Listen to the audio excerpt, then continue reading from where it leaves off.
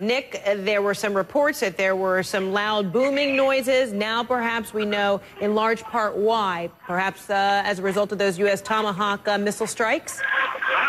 Yeah, it's not possible for us to confirm it at the moment in Tripoli. There certainly would be a number of targets here. The former U.S. airbase in the east of the city here houses not only some of the private jets owned by the Gaddafi family, but also fighter aircraft and other military aircraft. It is the main military airport that is on the eastern outskirts of Tripoli, but it's not clear to us at the moment what may have been the targets of those Tomahawk missiles.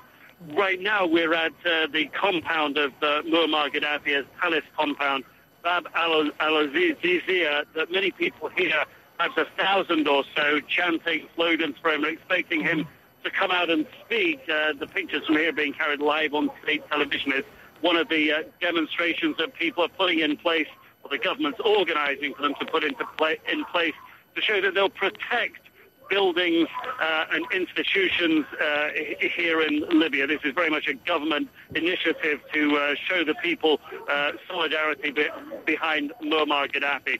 And certainly nobody we're talking to here is aware of those airstrikes in the east of the city. But to be quite honest, the music where these people are gathered and the shouting is so loud, it's unlikely they would hear anything on the other side of the city. So that's euphoria? People are excited about what's taking place? Is that what this is tantamount to a celebration? Yes, it seems very odd. In fact, the scenes that have greeted us on the streets this evening has seemed at a complete variance with what is happening to the country.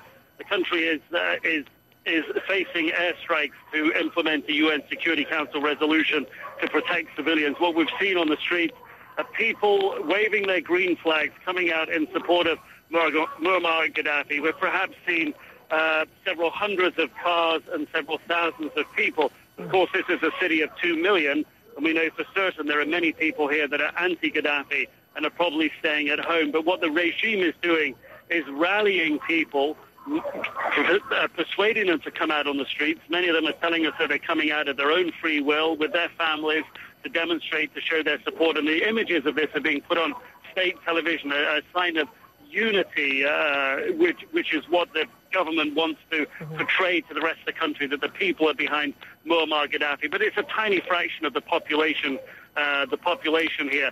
And it has had some sort of a celebratory feel to it, as counterintuitive as that may be with what the country faces tonight. But these people seem to have been sort of having what could only be described as a large street party here, Frederica. And so is it also true, according to state television, that there are civilian casualties that the government is now blaming on those missile strikes?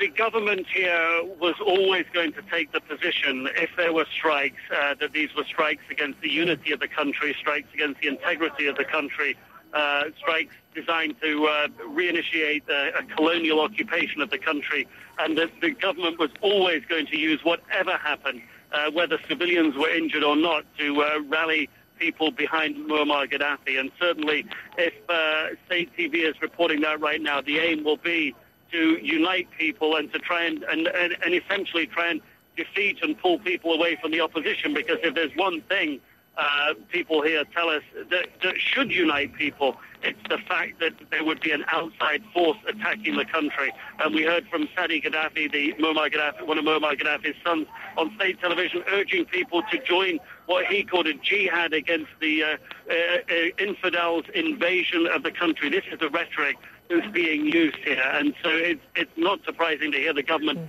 is portraying civilian casualties in these strikes. Where are you now, Nick? Are you out on the street? We're in al-Azizia, which is the presidential it's Muammar Gaddafi's palace compound. It is a network of rings upon rings upon rings of security that very, very large palace compound area. That's where we are. There was an expectation Muammar Gaddafi would come and talk to people here, but as I can see, the crowds are drifting away, and that idea certainly seems to have gone away. And perhaps the root of the reason that people are leaving is because they're hearing Muammar Gaddafi won't be coming, and perhaps the reason for that may be, as we're hearing about these Tomahawk strikes so close to the capital.